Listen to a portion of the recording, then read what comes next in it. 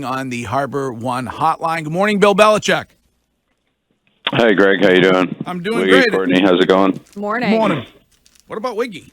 He said Wiggy. Oh, did you say Wiggy? Yeah. Okay, all right. Bill, before we get to football, I don't know if you saw this or not, but Edelman is impersonating you again. He did it this time on Inside the NFL the other night. What have you seen his impression of you, and what grade would you give it? Yeah, no, I missed it. I mean, is there anybody who does a good Bill impression? I mean, with me, it's my kids. I mean, so is there anybody who does a good Bill Belichick impression? Yeah, I don't know. I could certainly do one of him too. So I'd like to hear that. You're not going to do it. yeah, he's got his own little annex. That's all right. Let's save that for another day. All right. Well, you are now 22-6 when it comes to facing rookie quarterbacks. Bill, I wanted to ask you what makes your defense so difficult when it comes to these rookie quarterbacks. Yeah, I don't know. I mean, our players did a good job yesterday. We did a good job of covering, playing the ball, reading the quarterback. We got some pressure. So thought our defense played well, and anytime you can come up with the ball, 4 times like that on turnovers, it's a great thing for a football team. So, some really, really good plays there. JC on the first interception on the tip, and AP on the awareness on the boot pass that kind of looked like it was a little overthrown there on the over route, and he saw the ball and made a great play on it, and Devin and JC took advantage of a couple opportunities, and like I said, overall I thought we had decent pressure on the quarterback, so ultimately good team defense. Bill, last week we talked about red zone, and this week defensively you guys did a good job in the red zone. Offensively, the struggles continued a little bit. What do you think of some of the things that might be leading to some of the red zone struggles? Yeah, well, as you know, down there, there's really just a premium on good execution.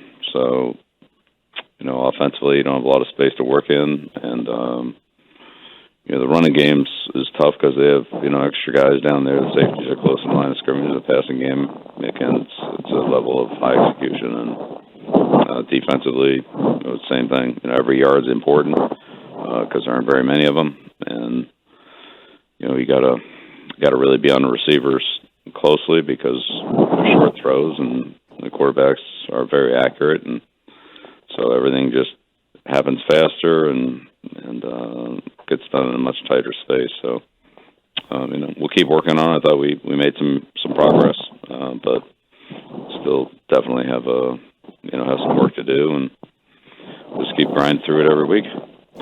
Bill, a lot of people talking about Mac Jones helping that pile get into the end zone for Damian Harris. Also his kind of, I don't know if you would call it a block, but somewhat on those lines. Some people saying don't do that. Some people crediting him as a coach. How do you make sure that your quarterback balances protecting himself while also trying to help out the team? Well, again, football is a game of decision making, and we have a lot of competitive players, and they're all trying to do things to help the team win. And so, again, we just have to make good decisions on those situations. But being out in front of a reverse, that's kind of part of the play. And I don't know how much help Damian needed on the run, but again, Mac's a competitive guy, and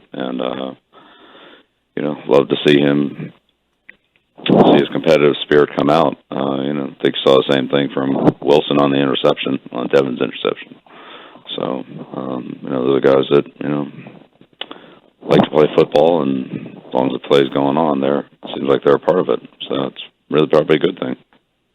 Bill, an area that you guys played really well and you talked about it was the fact of winning the turnover battle. You always talked about that's, one of the most important things in the game. You saw it yesterday from your defense, creating turnovers and a lot on tip balls. Kind of explain to people how much time goes into that in practice and drills that you work on.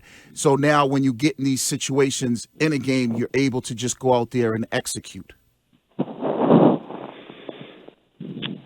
Yeah, well, really anytime a defender can get his hands on the ball, it's a potential turnover situation. So whether that's punching it out from a runner or deflecting a pass or breaking up a pass at the reception point, and anytime a defender touches the ball, that's a bad thing for the offense. So either you got to really take good care of it, or you got to not let them touch it too many times, or bad things are going to happen. So.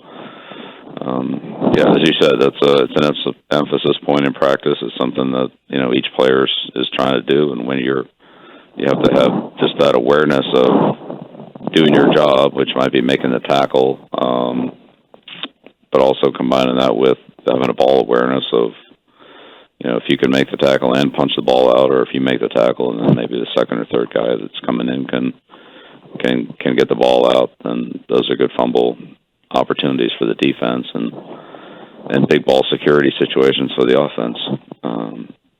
But certainly no turnovers was a big key for us winning yesterday, and hopefully we can continue to do that. Nick Folk setting a franchise record yesterday for you guys.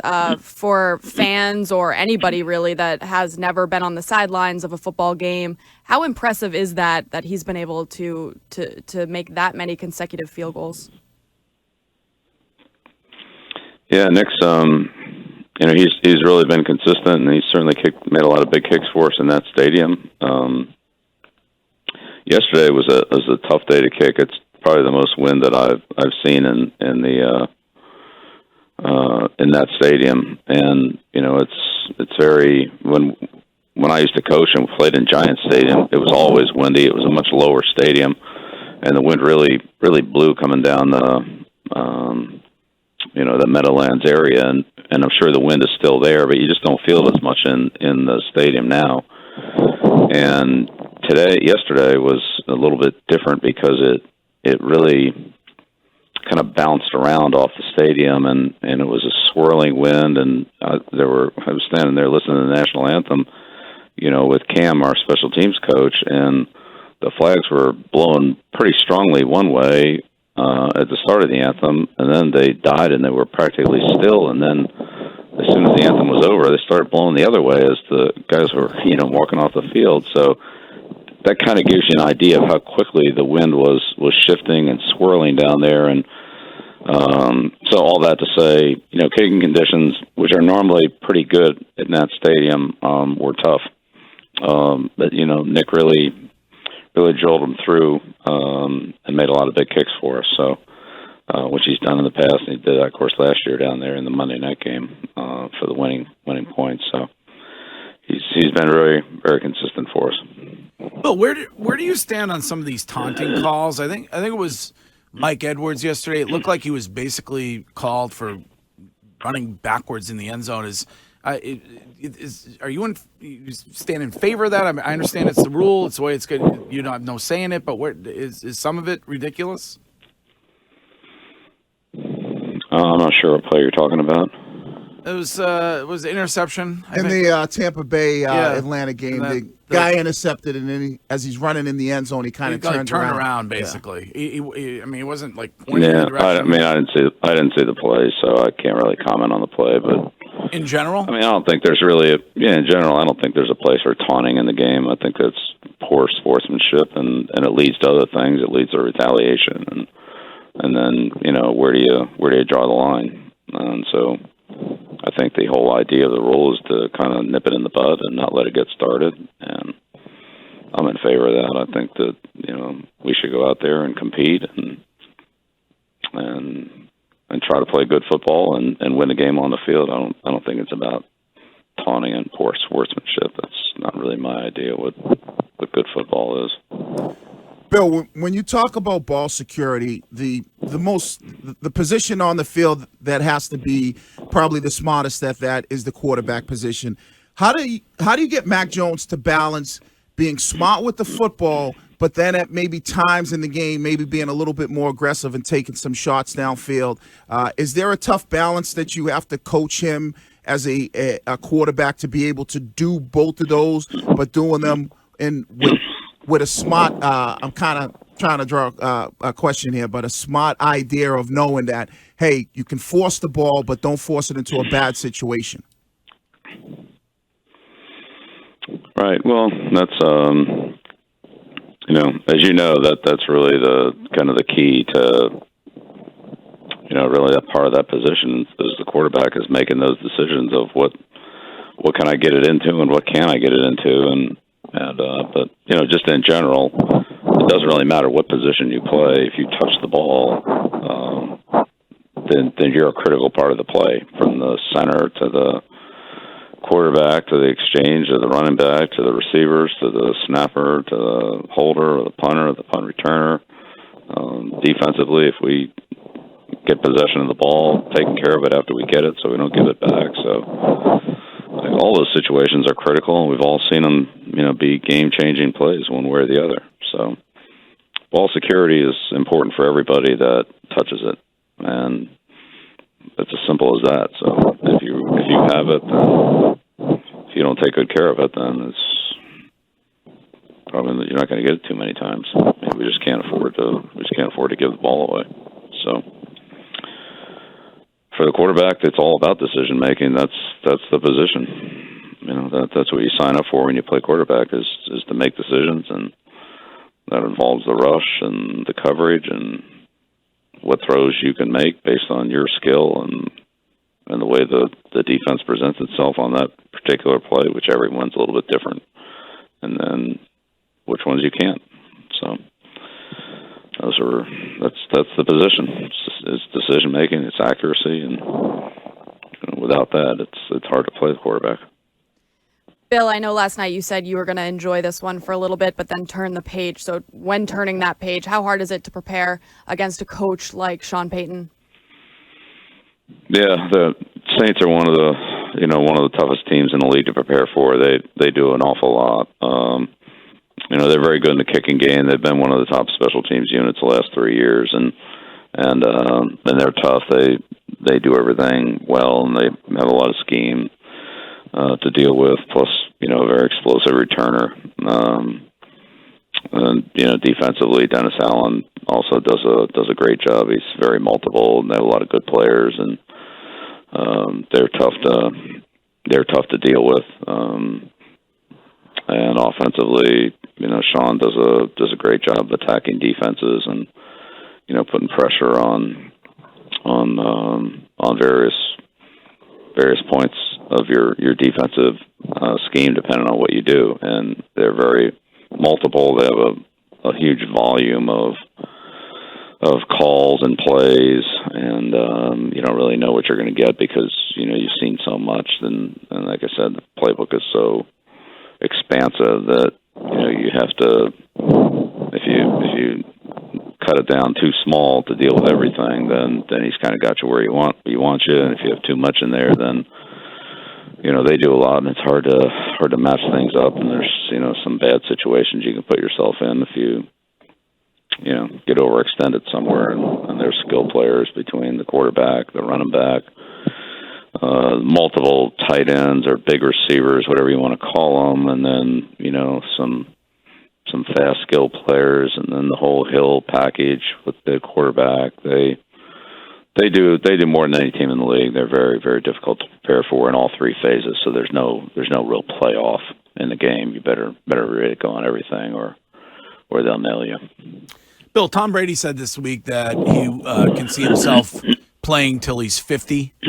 Can you see a guy playing that position at that age in the NFL? Yeah, well, I'm sure Tom would know better than anybody. So if anybody could do it, it's probably him. Bill, one of the things that we've kind of given Mac Jones a lot of credit for is his composure in the game, being real cerebral, never getting too high, never getting too low. Was that something you noticed from him in college right away when you drafted this guy? Was that something that you looked at and said, hey, this is what makes him a good quarterback and why we feel like he could play at this level because of that cerebral mentality? Well, yeah, Mac's a smart player, and he was a good decision maker in college. And as I said, the keys to that position are accuracy and decision making. So he did a good job of that. But college is college, and it's, as you know, a whole different level of coverages and athletes, and there's just not a lot of margin for error in the National Football League with the guys that we're playing against every week. So I think we've seen that with a lot of quarterbacks through many, many years, that success in college doesn't necessarily translate to success in the NFL. And so there's definitely a growth and a process, and you see players improve over their first 2-3 years in the league. We saw it with Josh Allen at Buffalo. We saw it with, I'd say, from what little I've seen, Herbert in San Diego. We saw it with Tom here. I mean, you see a lot of guys, and so that and then some guys it kind of doesn't happen for, and then somebody else comes along. So there's a lot to learn. There's a lot to that position, and really, it's, to me, not so much about what he did or didn't do in the past. It's really about the growth and development of any young player as they get into the National Football League, because the challenges are just a lot different than they are in college, and certainly they're playing against way better players at every position, every week, every snap than what some of those guys in college face. So it is what it is, but this is a high level, and consistency is really the key to being a good NFL player, is going out there and doing it down after down, week after week. And a lot of players have talent to flash here and there, but the good ones show up and do it on a very, very consistent basis.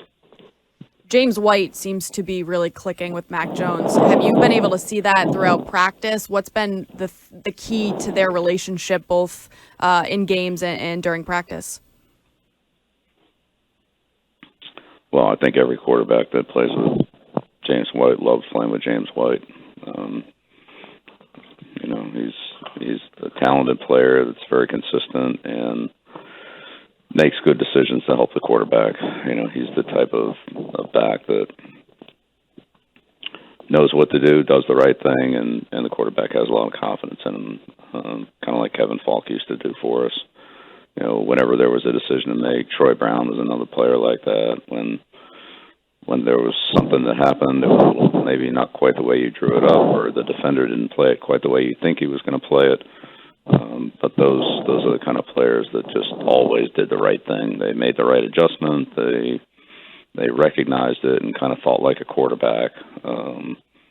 Branch was another player like that as a receiver. And sometimes you just got to understand, what the quarterback needs or what he's looking for, and make a decision and make it decisively, and then deliver it to him.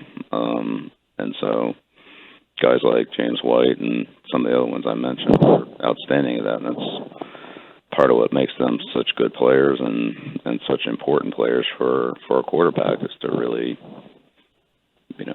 not only make plays with the ball in their hands, which James is very good at, but all the decisions, and we see that in the running game, but in the passing game, he's just very good at, like I said, always doing the right thing, and each time it's a little bit different. But for the quarterback, you really want to, when you go to because that's usually your last option when you go to the running back. You're not going to go to the run back and then try to go downfield and find somebody else. So when you go to the run back, that's your last option, and he's got to be, a dependable player that does the right thing, and then the quarterbacks will keep coming to him. But I think every quarterback would love playing with James White.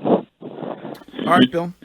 Well, we're going to let you get to work. Before you go, though, I did want to ask, we have Ty Law on this show every Tuesday, and he told us this week how he got his nickname from Mr. Kraft. I don't know if you're aware of this or not, but it would be great if you could confirm or deny it, because it sounded like a stretch to me. But yeah, I'm gonna leave that one to Ty and Robert. I'll just stick to coaching on that one. But yeah,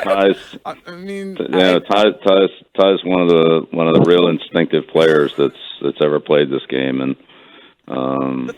boy, he made a lot of great plays for us. But when talking about defensive backs and instincts, he's a guy that no quarterback wanted to throw against because they just didn't want to gamble on him. And boy, he made a lot of them pay. And one of the most physical corners that I've coached too. One thing about Ty that I really respect is his ability to force the run and tackle. He was a physical corner, not just in a passing game, but tackled well and forced the run well. And boy, you love to have that with a corner. Those guys that do it at his level are usually playing safety, which is where he ended up playing later on in his career. But man, you didn't have to worry about the running game out there with him. So yeah, we'll give him my best, and I'll let him. I'll let him handle those nickname stories. I'm gonna stay out of that one. It makes a great vodka too. It sounded like hyperbole to me. I mean, I feel like he was stretching the truth. I just wanted to confirm or deny it. That's all. No confirmation or denial coming from me. I'm out of this one. Bill, come on. You have a good story I can ask him between the two of you? But yeah, no, look, Ty and I had a good relationship. I go all the way back to when I was with him in 1996 when I coached the secondary. Ty and Lawyer and Jimmy Hitchcock and Otis and Willie Clay and those guys, and that was a great group to coach. I really enjoyed them and really got to know Ty on a much more intimate level as his position coach. Compared to being a head coach, when you're with a guy for several hours a day in meetings and on a practice field, and it's one of the guys you're coaching. It's just it's different. And as I said, I already made my comments about Ty, but that's he was great to coach, and he was again very instinctive player that had a lot of confidence and really was a good all around football player. He couldn't just cover; he could play man, zone, or force the run, tackle, and was tough with the ball in his hands when he turned it over. So, and he was great on punt returns too. And you talked to Troy Brown about some of the big punt returns that Troy had. And a big reason for those was because one of the gunners was getting wiped out, and so that's how they all get started. So, yeah, Ty's one of my favorite players and one of the players that I really, really respect. He had a little bit of his own way of doing things, but that was okay because he knew how to deliver and he was confident in doing it the way that he did it. And, as long as the player's productive, then, you give him that latitude. And, he was great. He's a tough guy to deal with out there on the corner. All right, Bill. Well, have a great week, and we will talk to you next Monday. Sounds good. All right. Thanks, Greg. Wiggy, Courtney, thank you. Have a good day.